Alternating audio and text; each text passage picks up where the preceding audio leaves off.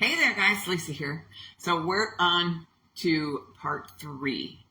And I have to make these videos short in each video because YouTube, when you start a new channel, they don't allow you to do long videos. So I might have this be a couple more videos. But let me tell you, we left off at part 2 where it was fall of 2023. I was eating eggs, still having water diarrhea, not being able to sleep.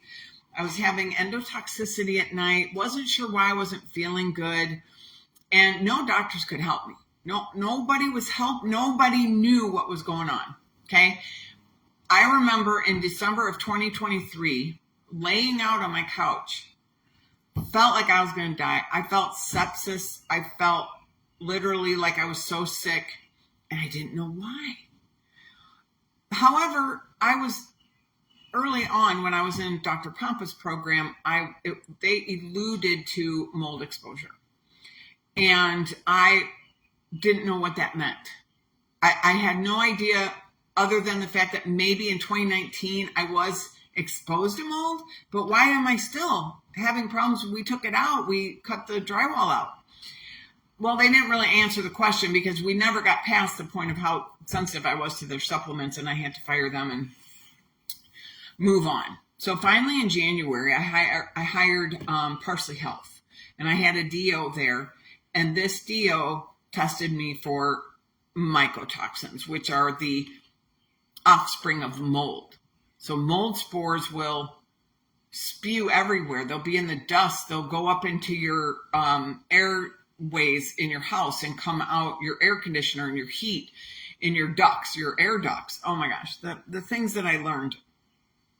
I really don't even like to revisit it right now. I'm doing this for you, but it's very difficult for me. But let me tell you, I'm trying to get through this quick. So I was tested positive for mycotoxins in January, $400 test. She tried to put me on some medicine, some charcoal to bind, some clay, all this stuff. I couldn't do it. My stomach was just too sensitive. I was only eating eggs, my regenerative farmed eggs, or I was driving an hour away to get them, hour back. I had to order 30 dozen at a time. Praise the Lord that I had regenerative farmed eggs because they were the only ones my body would tolerate. I remember hearing on Dr. Pompa's program that he had met a guy who couldn't even tolerate water. And that gentleman was living in a moldy apartment and didn't know it. So the mold is insidious. It's in the Bible. It's in Leviticus chapter 13 or 14, where God talks about mold and how bad it is and how you have to get out of the mold. And everybody told me in January, well, you got to get out of the mold.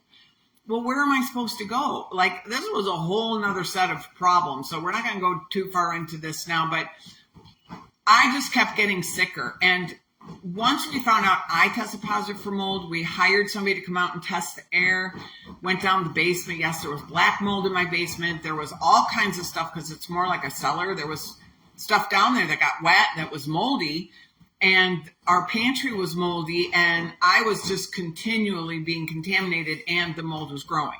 We didn't even know it because the mold wasn't in our face, you know what I mean? And the mold spores kind of fly around, and we did hire this guy. I don't know if I already said this in part 3, but we did hire a guy in October of 2023, and he came out for $1,600 and told us that he was going to spray this natural spray that's going to kill all the mold spores. But he told us that we needed in 3 months to get all the moldy stuff out of our house and get the moldy cabinet out and do the remediation pretty much. Well, we didn't do that. My husband didn't do that. We didn't realize what we were up against, you guys. It was monumental. It was a mountain like so big that we were just looking straight at the mountain and couldn't see all around us and realize what the heck was going on. We had no idea. Really, one of the biggest reasons I wanted to come to this channel and share my journey, because this was a huge deal. So in February, I got my test results, and as soon as I was tested positive and we had that guy come out and test the air, and the air showed we had mold in the house, my husband started immediately trying to get stuff out of the house that was moldy. We didn't know how. We didn't know the process. There is a process. Trust me. Trust me when I say you should do it according to the process. So he brought stuff up and recontaminated me over and over and over, and himself. And he didn't wear masks and all the gear that a remediation company. But let me say, a remediation company can cost $50,000 to $10,000, $50,000 to $10,000. I mean, we just didn't have that kind of money. And this is our home. This is our mortgage. Where am I supposed to go while we're doing this? Nobody else was going to do the cleaning for me. I had to do it. And so the journey was just incredible. And as a matter of fact, he started pulling stuff up. I got a pain in my groin.